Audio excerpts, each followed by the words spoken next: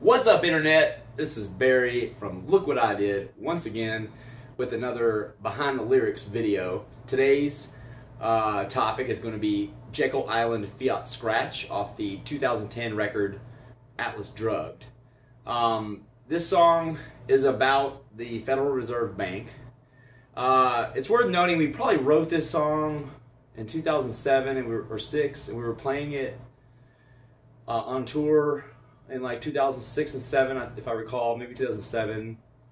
And at the time we wrote this song, at first we named it Burn Down the Federal Reserve, right? The song's about the Federal Reserve Bank.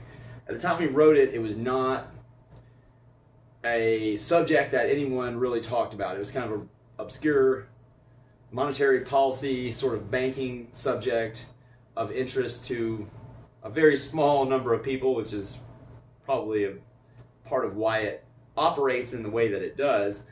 But since we wrote it, there became a enormous public backlash against the Federal Reserve due to a lot of historical events that took place after we wrote it, particularly political movements that came up and exposed some of the issues regarding the Federal Reserve Bank in how the monetary system kind of allows connected people, friends with, you know, the financiers of those banks, to game the system to their advantage at everyone else's expense.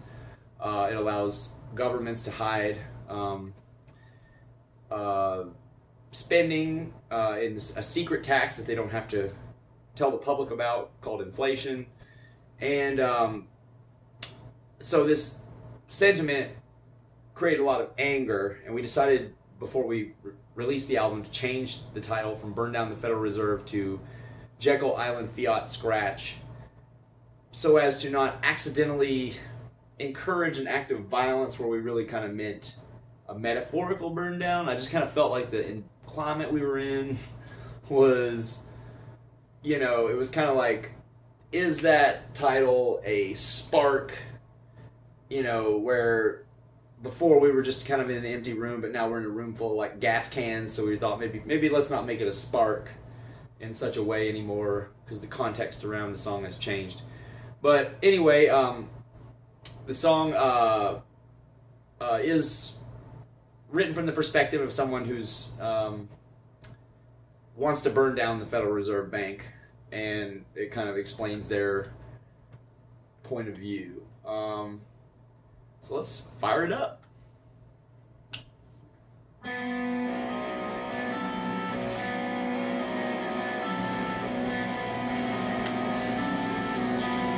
Now we start off lyrically with like a bunch of dollar amounts. Zillion, billion, jillion, trillion.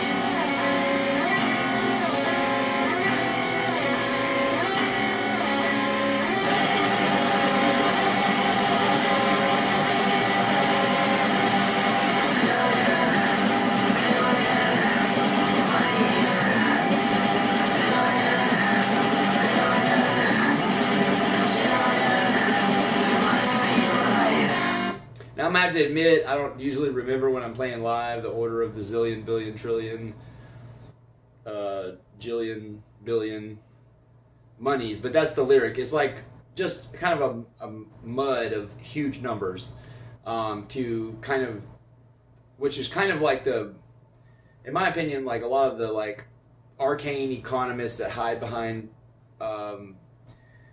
this kind of inflationary monetary policy do so from a standpoint of hiding behind these huge numbers that people don't really conceive or understand, because they can't even understand how much that is. So they never interacted with those kind of numbers.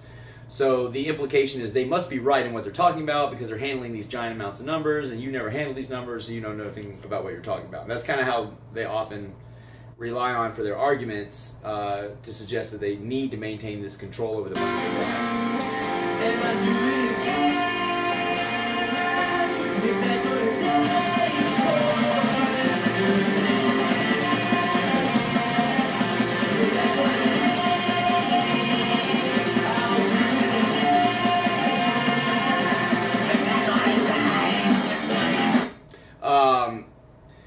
So this section is all about I'll do it again if that's what it takes for this to sink in, and I'll do it again if that's what it takes. Now this refers to the fact that the U.S. central bank was already destroyed in the, I guess it was 1830s or 40s by Andrew Jackson. So this is kind of like, I'll do it again, like I'll destroy the bank again, is what they're saying.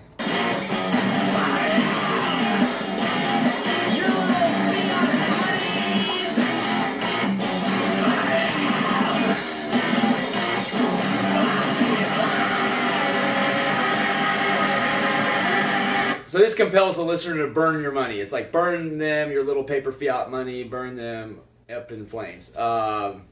It's okay. Fiat money only has value by definition because it's declared to have value. Belief in its value is the only source of value that it has as a means of exchange. Whereas something else like maybe gold has intrinsic value. It's usable as a product. It has, you know, maintained value historically because of its usefulness.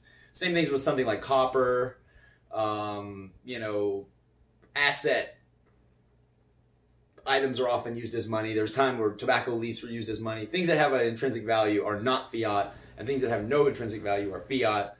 And so to that extent, burning up the dollars is showing your lack of faith in the system. Symbolically.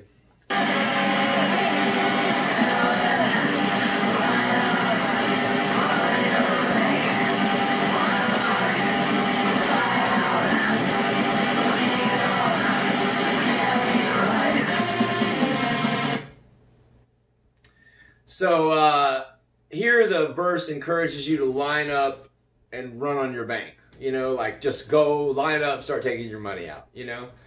Expose that the fractional reserve banking system allows banks to hold on reserve fractions of the money that they loan out. They're allowed to multiply the money that's deposited into their bank multiple times over and then loan out those multiples of money.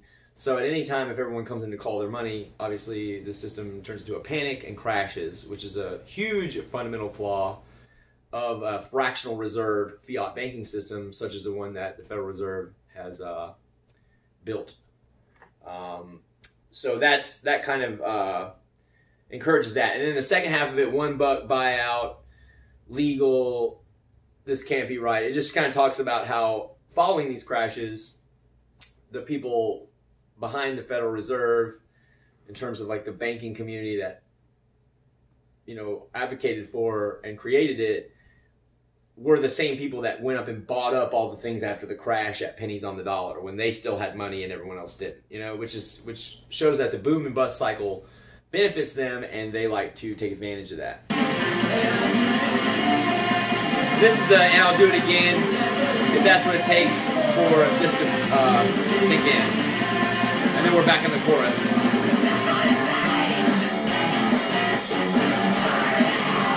Also, the implication, legal, this can't be right, from the previous verse, implies that it wasn't right to do that.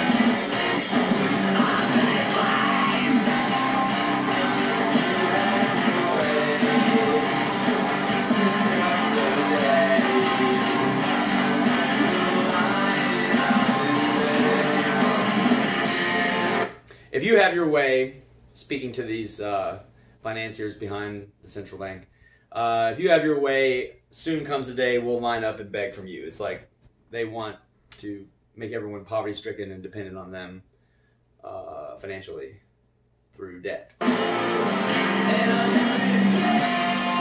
back in the pre-chorus.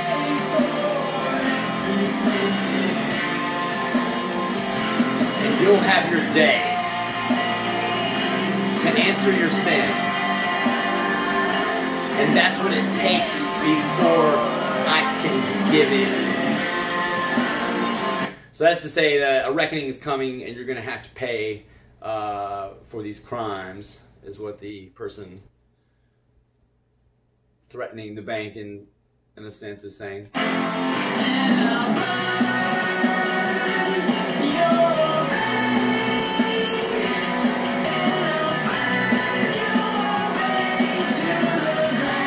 It's just like, and I'll burn your bank to the ground. Burn.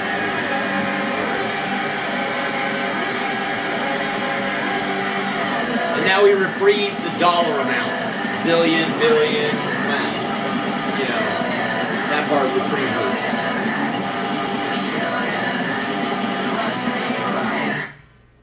This is another song where when we wrote about it, I think if you look particularly at Atlas Drug, and well, Minuteman for the Moment as well, there's a lot of songs on there where we were talking about topics that were really not interesting to the public at the time, that since then became super interesting to the public and mainstream topics. So that's one reason why it's good to do these lyric videos, kind of highlight that we were talking about these things back then, because you know, it's a part of the conversation.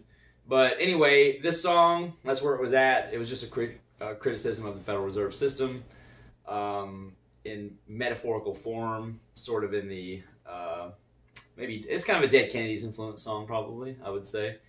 But anyway, check out our new website, LookWhatIDidJams.com. We got merch for sale. We got a new record, Sympathy Porn, coming soon. And we're excited to be back making regular, aggressive content for you guys. Aggressively making content for you guys. This content's not always aggressive. we can play with any emotion. You never know what we might do. But thanks, guys. Check out our new record coming soon. Buy some merch off of our website. Follow us on all your social media platforms. Peace!